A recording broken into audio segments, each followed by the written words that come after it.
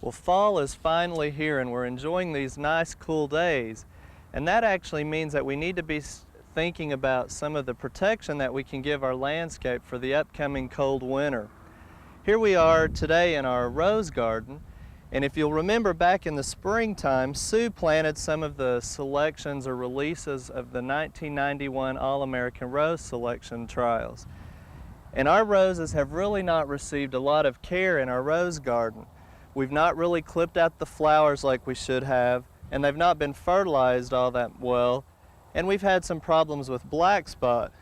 But all of those things considered, one of our favorite varieties is called Pleasure, which is a grandiflora, or excuse me, a floribunda rose, and as you can see, the colors are real nice, the bush looks real healthy and a lot of foliage. Also up front, we planted some Maitland roses, which are actually called a hybrid flowering shrub, even though it is a rose. And they have a tendency to grow more in a shrubby, hedge-like growth pattern. And their characteristics are supposed to be low maintenance, not much problem with disease, and pretty good in flowering. And we've been pretty pleased with them. We've not had a lot of disease problems, but I think they could have done a little bit better in the flowering department. But again, that's probably partially our fault because we didn't fertilize them all that well. Now, to prepare our roses for the upcoming winter, it's a good idea to cut out any canes that are already dead, which we've got some right here, and we'll just snip those out, cut out some of the spent blossoms. But things that you don't want to do is come in and fertilize them this time of year heavily or prune them back drastically, because that will put out a new flush of growth which will be very susceptible to cold damage.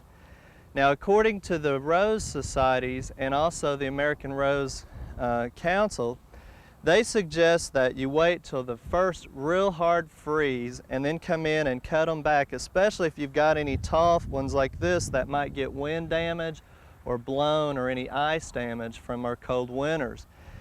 But again, you want to wait till that first cold hard freeze before you do that, or you may encourage some more growth again that would be damaged. If you miss during that time, wait until the spring after all possibilities of frost before you come in and prune again. Now, most of our damage from the winter time comes from cold temperatures that kill our roses at the soil line or right where they're grafted. And one little trick that will help out is to get a bucket of soil or some heavy compost and just come in and pour that around the graft area. And again, remember, this will be done after our very first cold freeze to help insulate them and protect them throughout the cold winter months. So really now is not a good time to do this, but it's something to think about and anticipate for the upcoming months ahead, especially those cold days that we'll receive in December, January, and February.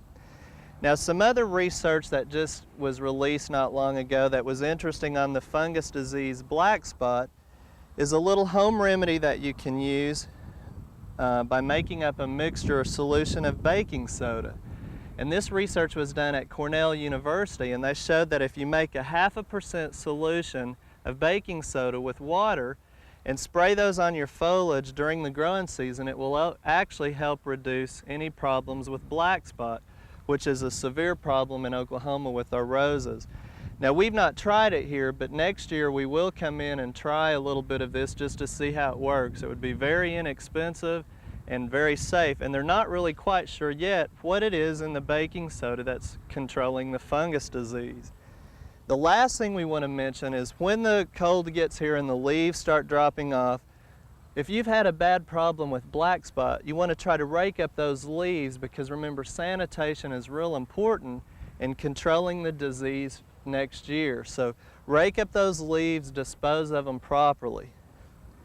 Also, we've noticed that our fragrance of our roses is not really quite as strong as they have been back during when we had those hot, humid days and nights. And that's the key to it, is that roses are more fragrant during the hot, humid temperatures. So during our dry spell or any cool times such as now, the fragrance is not quite as much, but the flowers during our cold spell are really going to look nice during the next few weeks. So we're going to do a little bit of cleanup here, and then we'll watch the weather just like you will, And as soon as that first cold snap comes, we're going to try to protect our roses because they're not really established like they should be, and they may damage during the cold winter. So we'll keep you informed on how things go.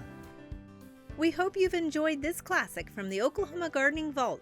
Remember, even though these tips and techniques are timeless, there's always something new to learn in the world of gardening. By subscribing to both Oklahoma Gardening and OK Gardening Classics, you'll have access to a wealth of gardening knowledge, both classic and contemporary.